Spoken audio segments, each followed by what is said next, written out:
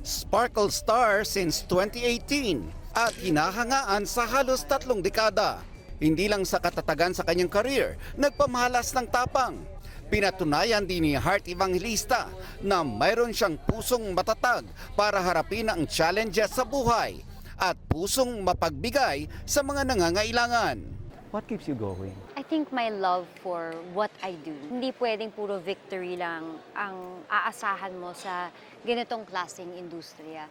But because I'm very consistent and I believe that I've become so much stronger, I feel like naging immune na ako and I'm willing to even take, more challenges to get to where I want to be. And I have big dreams. You have reinvented yourself over and over again. Every time I would go through something, I feel like I'm like a little stream of water.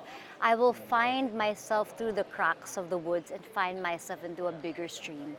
Usually when they say reinvention, it was never intentional. It was an outcome of something very drastic, maybe sad. But I always found something in me that would accept and adjust and relocate myself and still continue to go towards a dream that I've always wanted ever since. Patuloy na magiging kapuso ang international fashion icon sa muli niyang pag-renew ng kanyang kontrata sa Sparkle GMA Artist Center.